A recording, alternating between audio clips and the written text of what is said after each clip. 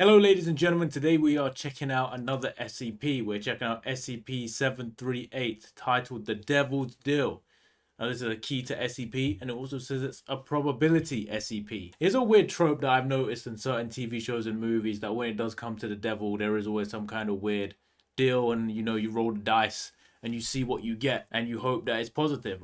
I don't know what kind of positivity can come out with this kind of deal, but we'll find out, man. But without further ado, we're going to get into it and see what SCP-738 is all about. The Devil's Deal. Good afternoon, everyone. My name is Dr. Miller, and the SCP we're going to be looking at today is SCP-738. Object Class, Keter. Special Containment Procedures. Okay. SCP-738 is to be kept in 3 linked sealed chambers with armed guards and a remote detonation system at all times, as well as constant full audio-visual surveillance. Due to the variety and strength of observed interactions with SCP-738 and the unknown limits of SCP-738, the following procedures are to be strictly followed. So it needs a bomb on it. It needs some C4 on it at all times. So if it activates, they can just kill it.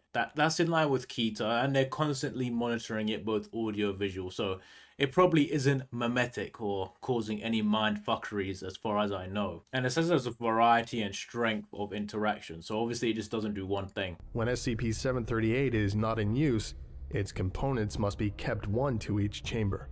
Mechanical means built into the containment area are to be used to assemble and disassemble SCP-738. Should mechanical assembly means fail, then testing is to be cancelled until an engineer fitted with an explosive collar can be sent in to repair the systems. Said engineer is to be detonated upon any attempt to interact with any component of SCP-738. So it's just a robot or something? You see, this is where the SCP Foundation goes against my values, because if you have a robot that's crazy and you have to give a man an explosive collar to use it, why would you ever try and experiment with it? Just leave it. Just leave it there. It's not harming anyone, if it's disassembled. I assume. Maybe it assembles itself or some shit. It kind of just reminds me of, is it Deadpool, where Deadpool 2, I think it is, where they have the explosive collars on? Or they have the collars to take their powers away, right? Like they're X-Men, so the collars take your power away. But they also have explosives, I think. I know there's explosives in Suicide Squad when they implant it into your head, the chip. But I'm pretty sure it's in Deadpool 2, the collars. Should medical disassembly fail, preset-shaped charges shall be used to disassemble SCP-738. The system should then be repaired and reset by a single engineer fitted with an explosive collar.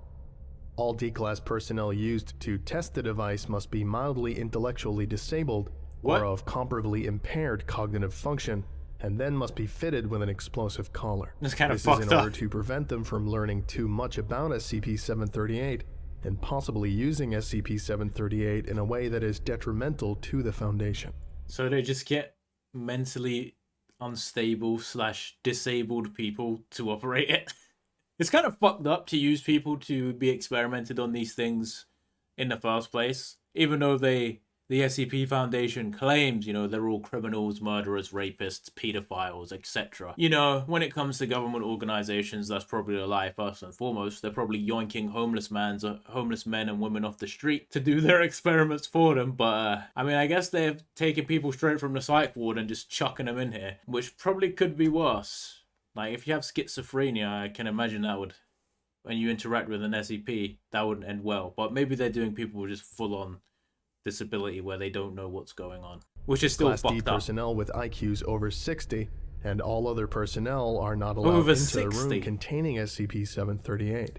Class D personnel are allowed into the room containing SCP-738 for experimentation only and are to be provided with continual instruction by research personnel. Isn't 60 extremely low? Like, description. Beyond what they would SCP-738 consists of 3 components. A matched set of mahogany furniture including 1 desk, currently labeled SCP-738-1, 1 strike-back chair currently labeled SCP-738-2, cool and 1 ornate throne-style office chair labeled SCP-738-3, all with brass embellishments and royal purple velvet padding. Sounds pretty luxurious. Is that actually true though? Like, I've not been to many offices, but I can't imagine there's too many people that actually have a throne chair. I feel like it's very movie trope, or like every businessman slash lawyer, anyone successful and rich in movies always has that big ass throne chair and a big ass like wooden desk. I remember in Big Bang Theory where Raj got a massive desk like that to like fuck with Sheldon. That was pretty funny.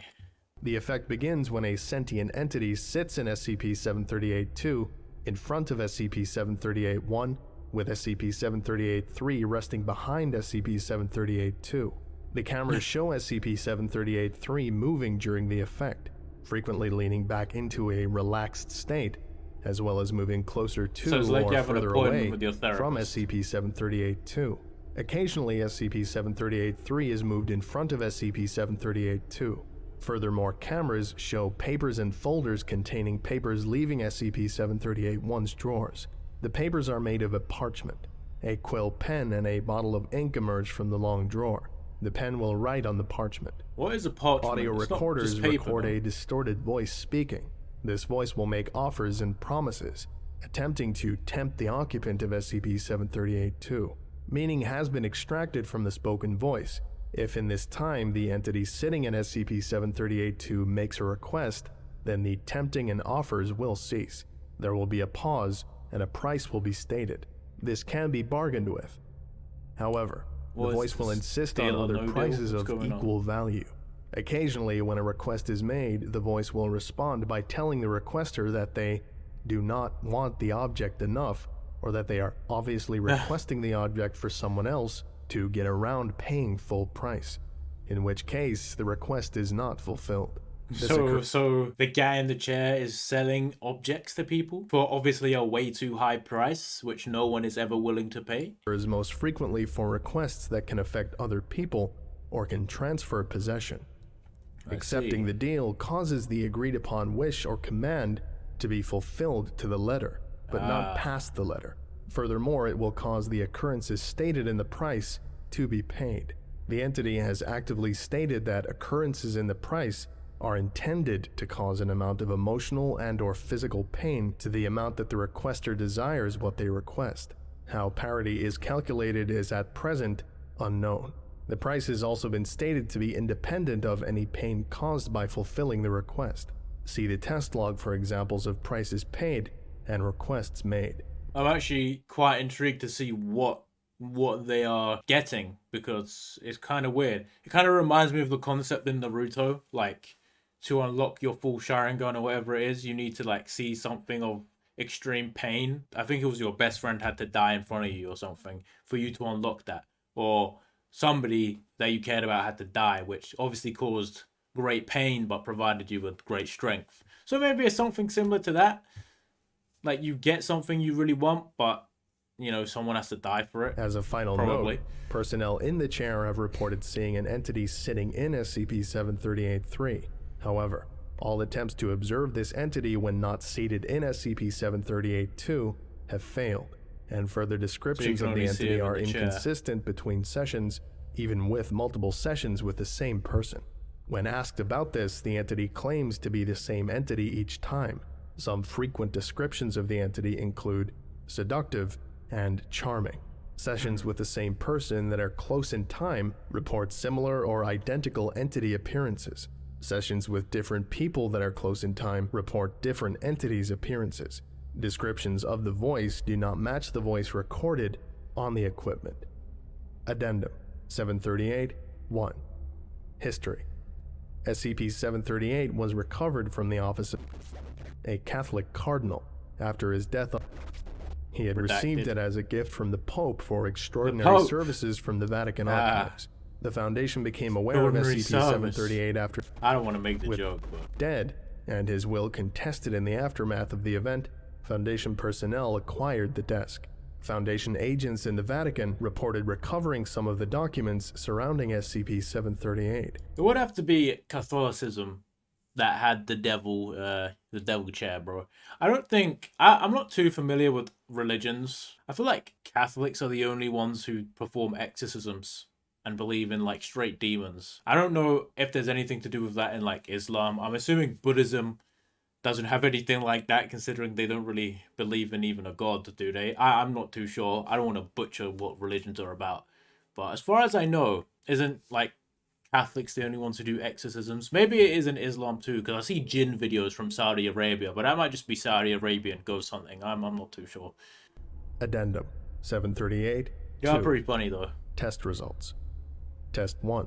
Because isn't a jinn like just an Arabian ghost? Or and like waits. That's meant to be the equivalent. A jinn. Jinn sightings. I thought they were also genies though. You know what? This is pointless. Results.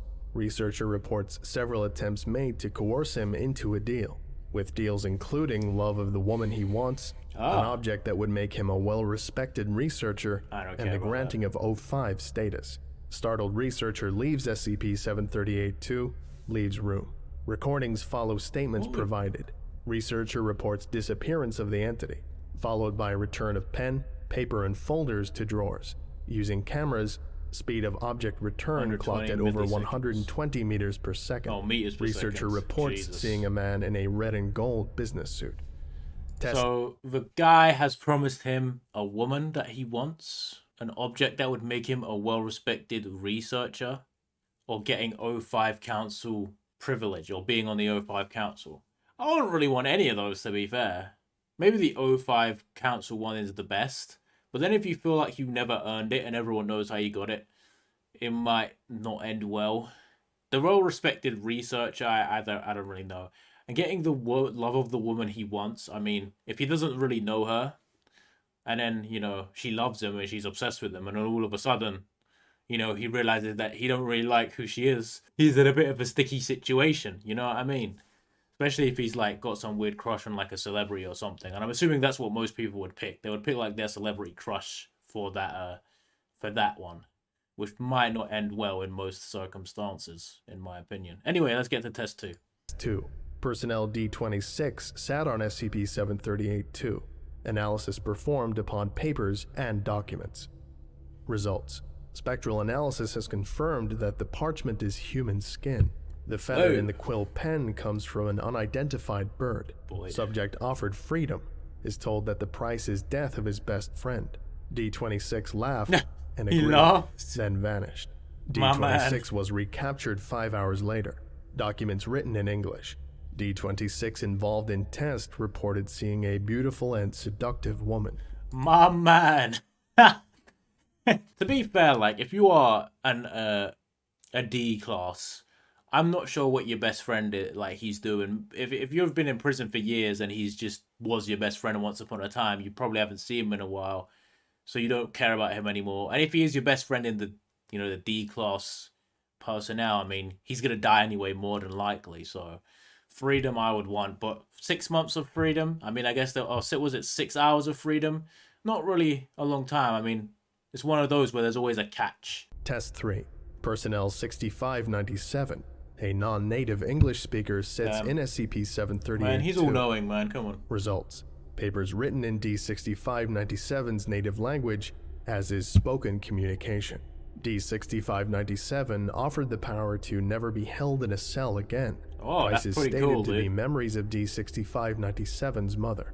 D6597 accepts offer. After acceptance, resulting in the deaths of 12 guards and D6597. I just realized that is so fucked up. I mean, so he'll never be held in a cell again. Well, I mean, maybe a coffin is a cell. But he died, so I guess he will never technically be held in a cell again, will he? Just forget his mother. I mean, unless it carries on into the afterlife, it wasn't really much of a price to pay since he was dead seconds later, right? Although I'm not sure why 12 guards died, unless he went a bit crazy. I thought he was going to turn into like an SCP that can't be held, like the Dimension Hopper, you know? Test 4. Personnel 8846. Dyslexic and seriously intellectually disabled, sits in SCP-738-2. Results. The language on the parchment appeared to be crude pictograms representing the deal, though some words in English were represented in whatever way you understand. In general, the English was unrelated to the pictures they were under, and frequently insult D8846's intelligence, and state that the entity is uncertain of how much of this D8846 understands. D8846 was offered a Sloppy Joe. Price was stated to be Mopsy, a toy that D8846 had been allowed to smuggle into the Foundation. D-8846 accepted and food was materialized upon the desk, along with antique silverware, fine china plate, and crystal glass sippy cup with wine-colored grape juice. Is it wine-colored grape juice? D-8846 shows great distress upon discovering that Mopsy was missing after finishing meal. D-8846 reports seeing a large pink rabbit.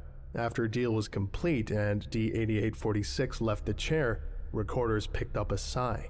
Voice print of sigh does not match D-8846's voice.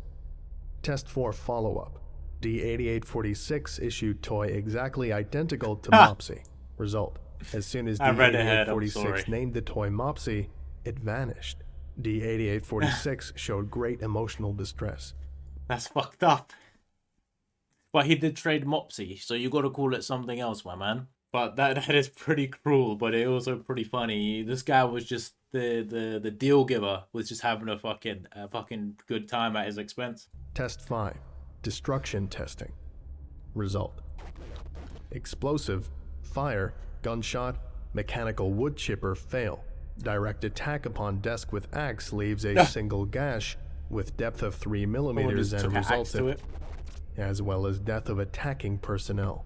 Gash remains in desk. Video logs show gash healing at a rate of 1 micrometer per day. Test 6. Researcher sits in SCP-738-2, asks, "What are you?" Result: entity, taking the appearance of a large snake, states, "I'm sorry, it's against policy to divulge personal details, but may I interest you in..." Researcher stood from the chair, shaking and ending the session. Researcher was then placed in Mental Institution 5, awaiting review due to information revealed by offer. So, obviously he told him something that he wanted to know, and then he turned into a vegetable as a result. Or an extreme version of PTSD. Test 7. Sheldon Katz, Esquire, Senior Counsel with the Foundation's Legal Department. Result: at commencement of test, Mr. Katz presented the entity with a notarized, apostilled affidavit stating that he was participating in the test on his own behalf and not as an agent for the Foundation. Approximately 41 hours after the commencement of the test, Mr. Katz lapsed into unconsciousness due to exhaustion. Mr. Katz described the appearance of the entity as identical to his first-year contracts professor from law school, but he declined to describe the nature of the offer that had been made.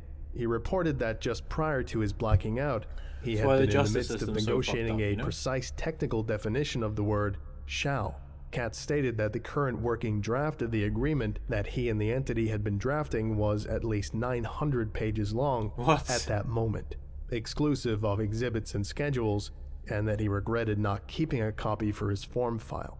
A red leather envelope smelling of sulfur was found on Mr. Katz's person, which contained a handwritten note reading, "Please come back any time. I hadn't had so much fun in years. Mr. Katz has requested reassignment." Remaining tests require level 4 clearance or higher to view until declassification is complete. Addendum 738-3. Notes: in recent testing, offers have been made directly to the researchers who were telling the subject what to do. Recommend cessation of all testing. I mean, that would make sense. So I know you're all thinking it, but I'm just gonna say it. Yes, of course the lawyer was the only person who got along with this entity. Of course. Anyway, this concludes today's lecture. True. Thank you for listening, if indeed you still are, and you are all dismissed. Thank you, sir. It is kind of weird. I mean, lawyers, I don't know if lawyers love drafting contracts, but I've heard that is a lot of what they do. And they're just doing contracts and shit like that for big companies and sorting it out. So, you know, they got to 900 pages in 41 hours. You gotta respect it. You gotta respect it. Very interesting SCP. I would like to make a deal with it, or at least be allowed to make a deal with it. At least talk to it, you know, see what it can offer me. Although, it seems like it seems like there's always a catch with every deal that ends negatively for you, and if you reject it, you end up being some kind of vegetable at the end of it, or you just end up being in some kind of, you have some kind of problem. Except the one guy who we liked, who, while he got reassigned, didn't seem to have too many issues afterwards. But yeah, that's all we got for today, ladies and gentlemen. Hopefully you enjoyed, and I'll see you all in the next one.